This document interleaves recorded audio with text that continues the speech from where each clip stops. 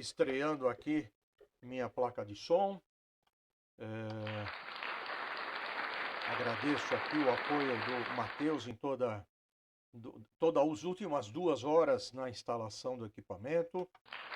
Vamos gravar um conto de Gestor de Segredos que saiu nesta antologia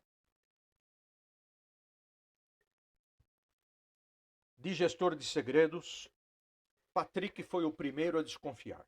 Havia alguma coisa de errado com Johann, o novo rapaz da limpeza. Detinha mais estudos do que os usualmente encontrados no cargo. Lia Cervantes, Dante e Dostoiévski nas horas vagas, o que ninguém levava muito a sério, pois ele conseguia ler e cantarolar o tempo todo.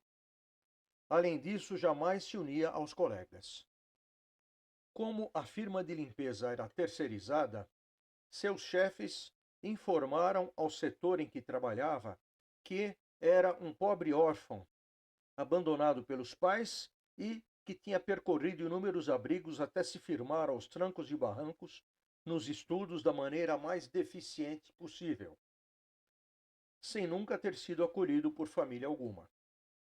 Isso ajudaria a entender boa parte de seus problemas, todavia faziam questão de ressaltar que ele jamais bebera ou sequer se envolvera em qualquer encrenca, algo raro considerando seu triste passado.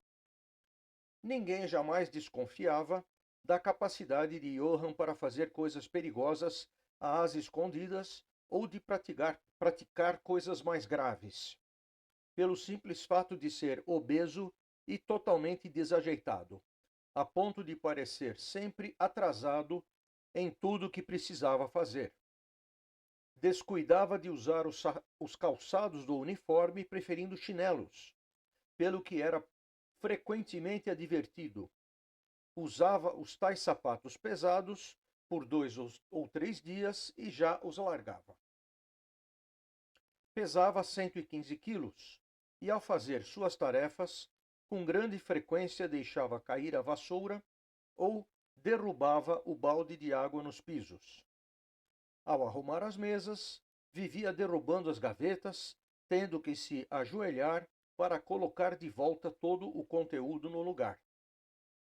Com isso, as pessoas chegavam mesmo a ter pena dele e julgavam que aí residia o motivo de ser pouco sociável.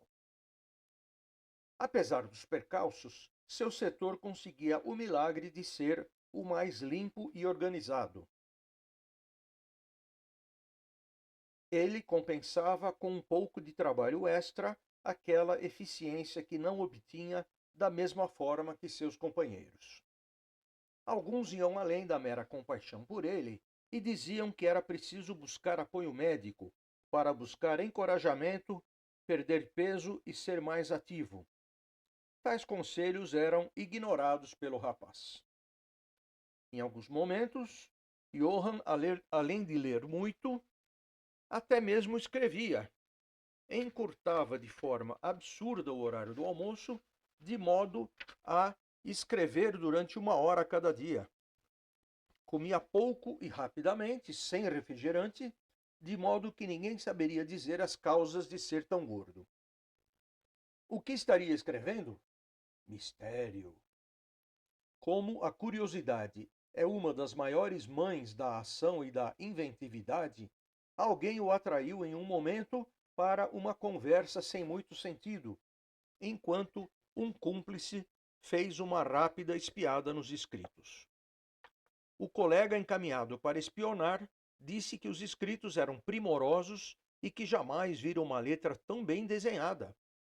Todos se admiraram, porque em época de notebooks e de tablets, as pessoas quase não escreviam mais à mão e a letra média de todos era com certeza bastante pior do que havia sido a de seus pais e mães décadas antes.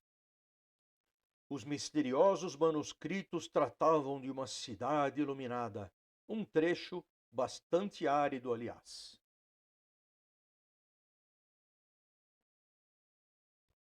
Desnecessário dizer que o clima de fantasia em torno à vida do rapaz da limpeza, em geral, e aos seus escritos em particular, apenas se multiplicou. As intermináveis fofocas sobre tudo isso chegaram a um consenso após bastantes dias. Com todas as dificuldades naturais, Johann era muito fraco e vulnerável ao mundo que o circundava, com suas inúmeras agressividades. Um elemento gritante dentre centenas de colaboradores da organização e terceirizados, o rapaz era o único a usar ônibus, dizendo que sequer sabia dirigir, o que comovia algumas pessoas, embora para ele mesmo estava claro que não representasse o menor problema. A maioria das dificuldades que acometiam nosso pobre Johann sequer era derivada das suas condições físicas, mas do fato de apresentar uma difícil interface com as coisas, tanto do ponto de vista intelectual quanto sob os aspectos emocionais. Assim, precisava ler e escrever como um meio de refúgio, como uma preciosa válvula de escape. Passaram-se alguns anos e apenas então Patrick teve uma aguda intuição e pôde formular melhor a causa do que o confundia sobre o rapaz da limpeza. Johann, estudado ou não, conversador ou não, escritor ou não, parecia sempre à espreita de tudo o que ocorria à sua volta, o que era um comportamento inusual e inesperado em alguém com seu perfil, que parecia combinar mais com alguém desleixado e que sempre precisava se esforçar muito para apenas cuidar do que dele se exigia. Só que Johann não era nada banal, com suas leituras e escritos. Patrick, apesar de toda a sua experiência, jamais havia visto alguém tão observador. Todo o setor e todas as conversas que nele ocorriam pareciam desnudadas e gravadas. Aí estava o cerne da questão. Esse espírito de parecer sempre à espreita de tudo divergia fortemente do restante do quadro mental que as pessoas formavam sobre Johann. Em outras palavras, os sentimentos que o rapaz da limpeza exalava não eram compatíveis com os de alguém que se mantém em contínuo estado de alerta a respeito do que o cerca e que sempre surgia nos momentos mais inoportunos e nas reuniões mais reservadas. Os demais colaboradores da limpeza vinham nos horários determinados, faziam o que lhes correspondia, conversando alegremente. Bastava um tom de conversa reservada para que se retirassem. Johann aparecia nas horas mais díspares e várias vezes em cada dia e em cada um dos espaços a ele alocados para a limpeza, atuando de forma atabalhoada e barulhenta. Adivinhava quando ocorreriam reuniões, demorava-se, prestava atenção a tudo que se falava e apenas se retirava ao final de tais eventos. Havia um agravante. O setor em que Patrick trabalhava cuidava de questões extremamente críticas relativas à segurança nacional, mais especificamente referentes à criptografia de dados. Johann pareceu suspeito, alguém nada confiável, alguém que sabia dissimular algo sob a capa do coitadinho do órfão. A partir do momento em que Patrick chegou a tal conclusão, comunicou que a sua presença estorvava o setor. E apesar de discordar de todos os colegas, pediu a remoção do Johann daquela organização, o que foi imediatamente implementado. Todos viram o pobre Johann limpar as gavetas, juntar os pobres pertences pessoais e se retirar sem dizer uma palavra. A cena foi pungente. Durante meses todos ficaram rancorosamente contra a chefia, e muitas coisas foram feitas de má vontade ou não foram feitas, apenas para fazer fincapé da discordância a respeito da transferência do rapaz para outra organização qualquer.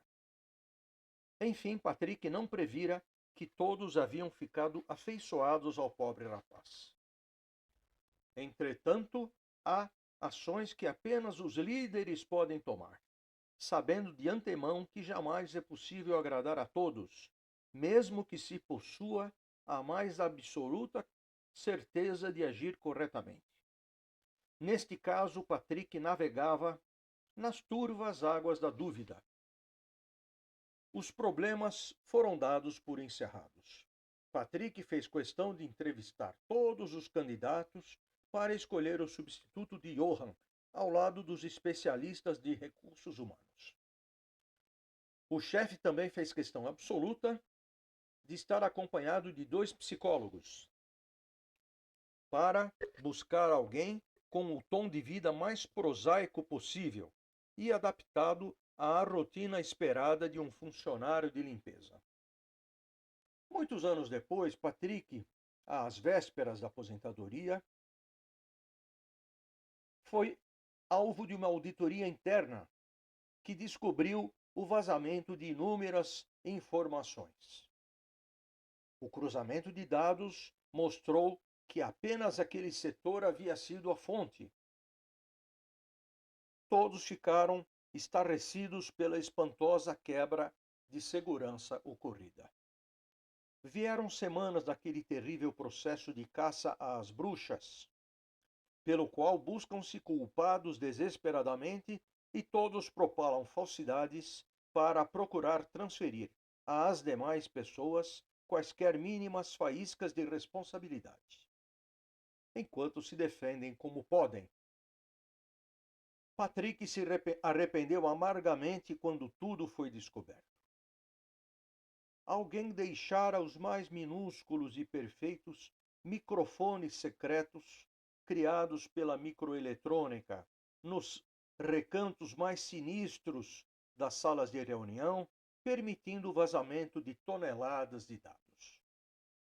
Ao se verificar o tempo em que começaram os vazamentos, não foi surpresa à chefia constatar que coincidiam com a presença de Johann. Após mais algumas demoradas averiguações, descobriu-se tristemente que o rapaz fora agente de outro país e que vivia aposentado e livre de qualquer possibilidade de ser atingido por tratados ou leis de extradição. Se dedicava ao ensino de literatura em uma distante universidade. Era o professor tido por excêntrico pelo fato de estar sempre de chinelos e de bermuda, desfilando seus 115 quilos. Entretanto, as aulas eram esplêndidas e ninguém nunca o repreenderia por bobagens como essas. Inscreva-se aqui no site, veja outros contos de minha autoria, aproveite em especial, aprecie em especial o programa Literatura de Momentos. Você já deve ter visto, se não viu, veja, está na hora. A Menina dos Olhos de Ouro, de Balzac, já tem mais de 12.000 visualizações. Apenas um Olhar, de Harlan Coben, tem quase 10.000, e é base de um seriado que está disponível na Netflix. Até mais, e já nos despedindo de 2025, já vou desejando para vocês um grande próximo ano.